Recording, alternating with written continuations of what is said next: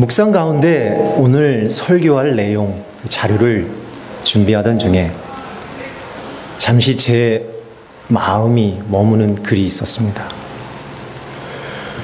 바로 홍정길 원로 목사님, 남설은혜교회 홍정길 원로 목사님께서 기사를 쓰셨는데 그 글 가운데 제가 마음이 그 글에 꽂히는 글이 있었습니다. 사실 홍 목사님은 한국의 복음주의 4인방 고 옥하눔 하용조 목사님, 그 다음 이동원 목사님과 더불어 한국 목회에서 굉장히 성공적인 목회를 이루신 분인데, 목사님이 살아오신 그분의 신앙의 여정을 되돌아볼 때 성공한 목사다라는 수식어를 붙이기가 어색함이 없을 정도로 유명한 목사님 중에 한 분이셨습니다. 제가 알기로는. 그런데 그 홍 목사님께서 일반적으로 알고 있는 것과는 다르게 깊은 속내를 드러내시며 들려주는 말씀이 있었습니다. 목사님께서는 목사로서 걸어온 그분의 삶을 뒤돌아봤을 때 본인께서는 실패한 목회자다라고 고백을 하셨습니다. 과연 무엇이 그분을 실패한 목회자다라고 고백하게 했을까요? 그분이 들려주시는 그 회한의 이야기 속의 핵심은 진리는 언제나 예배에만, 말에만, 그리고 신학 속에서만 있었지 삶 속에는 없다라는 말씀이었습니다. 그것은 한국 교회의 수치이고 본인의 수치이다라고 진솔하게 그 심경을 토로하셨습니다. 진리가 없는 삶을 살아왔다고 하는 고백, 그분처럼 밖에서 들으면, 밖에서 알고 있는 분들이 성공적인 목회를 했다고 알고 있는 상황에서 그 고백을 하기는 쉽지 않다고 생각합니다. 그것은 그분의 솔직한 고백이고 심각한 고민이었습니다. 누구보다도 치열하게 목사의 길을 걸어오시고 또 목회적인 엄청난 성과들을 이루시고 그리스도인의 지식이 넘쳐나게 또 훈련시키시고, 이 모든 것들이 본인의 목회적 성과로는 나올 수 있지만 진정 성도들의 삶과 본인의 삶의 변화를 주지는 못했다 하는 말씀이었습니다. 진리대로 살지 않는 삶, 신앙의 열매가 없는 우리들의 신앙, 이것은 분명히 하나님께서 기대하시는 그리스도인의 모습은 아닐 겁니다. 이분의 고백처럼 신앙은, 그 열매는 그리스도인의 지식이 많아지거나 교회가 커지거나 그래서 생기는 것이 아니라 하나님의 말씀 앞에, 진리 앞에 바로 섰을 때, 또한 그 삶을 통해서 우리가 열심히 살아냈을 때 하나님으로부터 받는 값진 선물이며, 오로지 그 행함을 한 사람만이 느낄 수 있는 천국의 기쁨이라 믿습니다. 물론 우리는 하나님 말씀을 열심히 공부해야 합니다. 예배를 온 마음과 정성으로 드려야 합니다. 예수님을 더 가까이서 잘 알아야 합니다.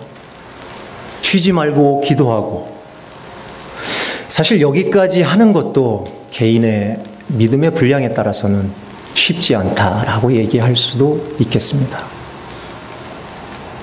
매주일 설교를 통해 좋은 말씀을 듣고 하나님의 말씀을 공부하고 그리스도인의 지식이 머리에 점점 높이 쌓이고 신학을 그럴듯하게 설명해내고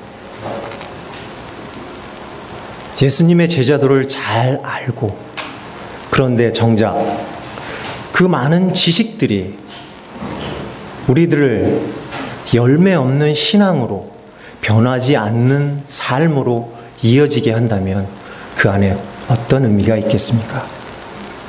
사랑하는 성도 여러분, 하나님께서 우리 사랑의 교회에 기대하고 계십니다. 예수님께서는 우리를 위해 간절히 기도하고 계십니다. 우리 교회는 그렇게 크지 않지만 정말 따뜻한 교회가 되기를 원하십니다. 우리가 서로 주고받는 밝은 미소와 따뜻한 온기 담긴 웃음이 이민자로 살아가는 우리의 애환을 서로 이해하고 알아주고 또 함께 기도해주는 그런 교회가 되기를 원하십니다. 나의 믿음의 벗, 예수님 안에서 함께 지내온 세월의 친구, 이왕이면 이런 분들에게 더 따뜻하게 배려 있는 행동으로 함께 교제하는 그런 교회 되기를 원하십니다. 남의 실수와 아픔을 덮어주고 또 이해하며 감싸주는 그런 교회 되기를 원하십니다. 서로의 관심이 식지 않는 교회, 또한 꺼지지 않는 사랑의 불꽃으로 우리 믿음의 공동체를 밝게 비춰주는 그런 교회 되기를 원하십니다. 여기에 하나님께서 사랑의 교회에 원하시는 사역의 열매가 있습니다. 사실 강 목사님께서 여러 차례 말씀하신 두 가지 핵심 사역입니다. 첫째로 교육부 사역입니다. 우리 미래를 또 우리 신앙의 열매를 키우고 있는 우리 아이들, 우리 교육부에 있습니다. 나의 자녀가 교육부에 속하든 속하지 않든 교회에서 그들을 위해서 하는 교육부 사역에 적극적으로 관심 가져주시고 사랑해 주시기 바랍니다. 교육부에 있는 모든 아이들이 내 아이다라고 생각해 주시고 그렇게 믿으시고 가슴에 품고 그들을 사랑해 주시기 바랍니다. 두 번째 사역은 우리 믿음의 선배님들을 섬기는 사역입니다. 교회에서는 정기적으로 어르신들을 모시고 나들이 계획을 하고 또 실행하고 있습니다. 먼 길을 운전하기가 쉽지 않으시고 또 미국 생활이 그런 것처럼 멀리 자녀분들이 계시고 또 바쁜 생활에 있으시고 자녀들과 함께 시간 보내기가 쉽지 않으신 어르신들, 또 그분들의 삶을 보면 정말 바쁘게 앞만 보고 지금까지 열심히 살아오셨습니다. 그런 우리의 믿음의 1세대 선배님들을 섬기는 사역입니다.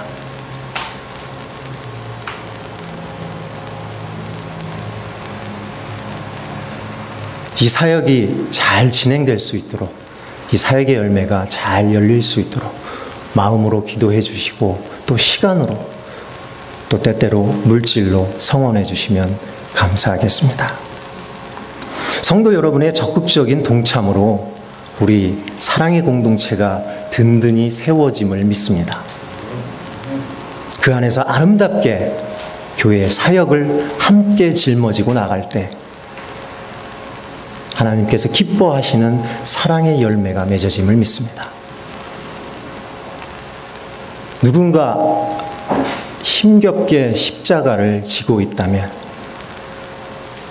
서슴없이 그 십자가를 나누어질 수 있는 우리가 되길 소망합니다. 이 과정을 통해 우리의 신앙은 성장할 것이고 우리의 자녀들은 부모들이 걱정하고 염려하는 것을 넘어서서 진정한 주님 안에서 진정한 주님의 일꾼으로 성장할 것을 믿습니다.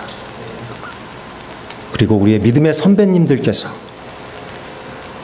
그리스도인으로 살아왔던 그분들의 삶과 신앙을 그 안에서 작은 기쁨과 보람이 있지 않을까 생각합니다. 사랑하는 성도 여러분, 오늘 본문에는 포도원에 심긴 나무가 있습니다. 포도원 주인은 무화과 나무가 없어도 없어야 더 많은 포도 수확을 할 수 있습니다. 그러나 주인은 분명히 포도 수확이 줄어드는 것을 알면서도 무화과 나무를 심습니다. 무화과 나무에는 포도 수확을 감수하는 그만한 상징적인 가치가 그 안에 있는 것입니다. 세상의 눈으로 볼 수 없고 경제적인 가치로 환산할 수 없지만 분명히 포도원 주인의 마음에 그 가치가 있기에 그것을 실행했다고 성경은 말씀하십니다. 그런데 무화과 나무는 포도원 주인이 그렇게 기다리고 기다리는 열매는 맺지 않고 있습니다. 아직 결심을 하지 못하고 있습니다. 무화과 나무는 이제 크게 성장을 했고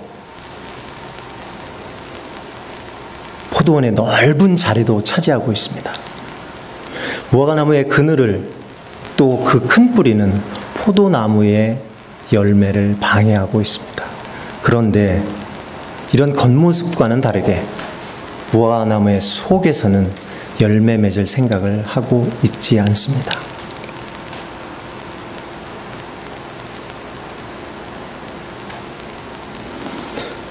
무화과 나무는 알 수 없지만 분명한 계획들이 포도원 주인과 포도원지기 사이에 오가고 있음을 믿습니다.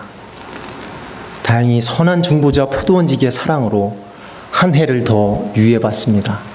그러나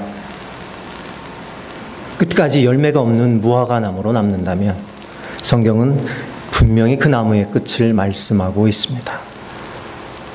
찍어버리소서 하였다 하시니라. 만약에 말입니다, 포도원에 무화과 나무가 딱 그거 한 그루였다면 아마도 열매를 맺지 못하는 이유가 무화과 나무에게만 있다라고는 할 수 없을 수도 있겠습니다. 왜냐하면 말이죠, 무화과 나무는 한 번도 자기와 똑같은 나무가 열매 맺는 것을 보지 못했기 때문입니다.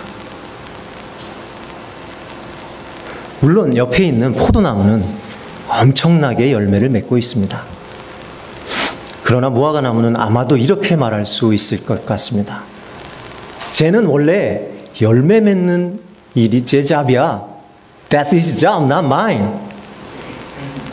그러나 열매 맺는 나무가 그 나무를 심은 주인의 목적과 기대를 저버리고 살아간다면, 그리고 어느 때에 이르러 열매를 맺지 않는 이유로 그 나무를 찍어버려야 한다면 나무를 심은 주인과 그 포도원 주기는 얼마나 가슴이 아프겠습니까? 사랑하는 성도 여러분, 영국 속담에 이런 말이 있습니다. 기저귀를 갈아야 하는 아기를 제외하고 변화를 원하는 사람은 없다. 아마도 변화를 받아들이는 우리 사람들이 그렇게 용이롭게 변화에 대처하기가 어렵다는 걸 단적으로 들려주는 것 같습니다. 아까 서두에 강 목사님께서 잠깐 말씀하셨는데 저희 집 이야기를 잠시 하겠습니다. 저희는 미국에 온 지 6년 동안 락스포라는 마린 카운티의 작은 동네에서 살았습니다. 지난 1월 제 남은 2학기 인턴십을 위해서 사랑의 교회로 사역을 옮기게 됐습니다. 그때에 큰아이가 대성통곡을 했습니다. 본인이 5년간 같은 전도사님 밑에서 열심히 그 사역을 쫓으며 신앙의 재미를 많이 느끼고 있었는데 교회를 옮긴다는 것을 받아들이기가 너무 힘들었던 모양입니다. 그러나 7월이 되어서 우리는 이사를 결정했습니다. 이때는 반대로 작은 아이가 식음을 전폐하고 엄마 아빠에게 가급적으로 미워 보이려는 행동으로 자기의 마음을 어필하고 있었습니다. 저희가 교회를 옮기고 또 이사를 해야 하는 이유에는 분명한 이유가 있었습니다. 인턴십을 위해 더 많은 경험이 필요했고, 또 교회를 섬기기 위해서 더 가까운 곳으로 가야 했습니다. 처음에는 멀리서 제가 서 있는 곳에서 분주하게 열심을 떨며 그 교회를 섬기면 되겠다 하는 생각을 했습니다.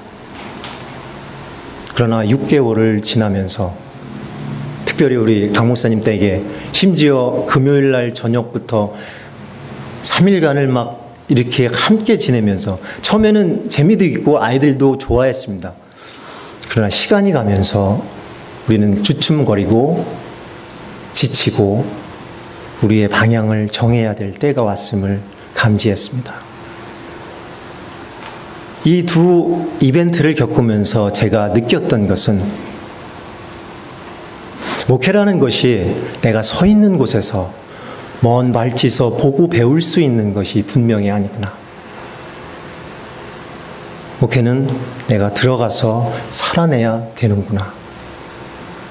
그래서 결심하고 이사를 하게 되었습니다.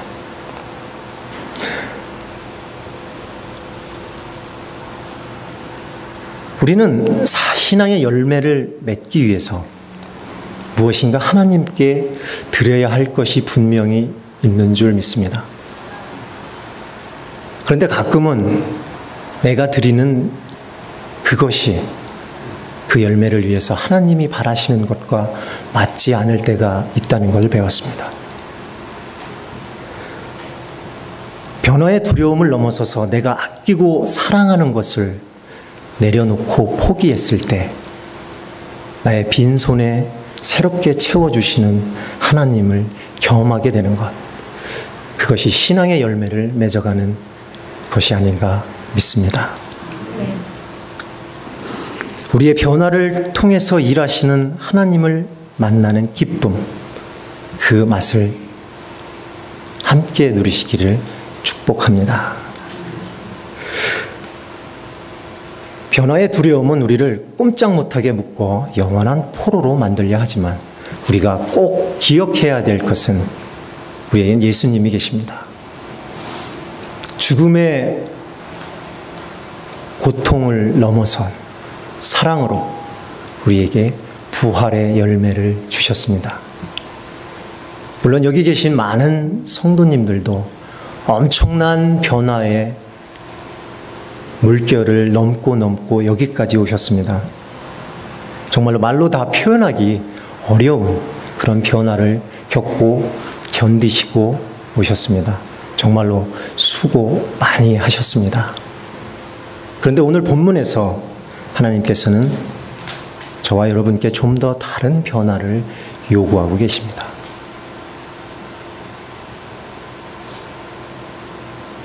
그것은 우리의 삶을 영화롭게 하기 위해 드렸던 우리의 사무와 신앙이 아니라 하나님의 말씀을 따라 살며 맺어낸 열매, 그리스도인의 참 신앙의 열매를 기다리고 계십니다. 오늘 말씀을 받으시며 무엇인가 마음에 걸림이 있으시다면, 마음이 편치 않은 부분이 있으시다면, 분명히 하나님께서 주시는 메시지가 우리의 삶과 신앙의 변화를 요구하는 것이라 믿습니다. 많이 알고 계시는 솔개 이야기 잠깐 나누고 설교를 마치겠습니다. 여러분, 조류 중에 가장 장수하는 새가 솔개라고 합니다. 솔개는 평균 70년을 산다고 합니다. 솔개는 아주 날카로운 발톱을 가지고 있습니다.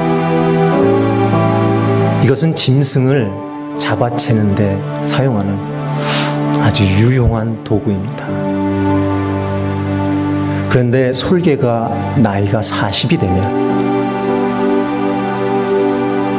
이 발톱은 더 낡아져서 힘을 못 쓰게 되고, 날카로웠던 부리는 휘어지고 너무 길어져서 더 이상 쓸모가 없어진다고 합니다. 그리고 깃털이 너무 길고 무거워져 제대로 날지 못하는 상황이 된다고 합니다. 이때가 되면 솔개는 둘 중에 한 길을 택해야 합니다. 이대로 죽을 것이냐, 아니면 갱생의 삶을 살 것이냐. 솔개가 갱생하는 과정은 옛 것을 다 버리고 새롭게 탈바꿈하는 피눈물 나는 과정이라고 합니다. 다시 살기를 원하는 솔개는 높다란 바위산 꼭대기에 둥지를 틀고 단단한 바위에 자기 부리를 부딪히며 부셔서 그 부리를 갈아낸다고 합니다. 그러면 그곳에서 새 부리가 나오고 다시 그 새 부리로 오래된 발톱을 모조리 뽑아버리면 새 발톱이 나온답니다.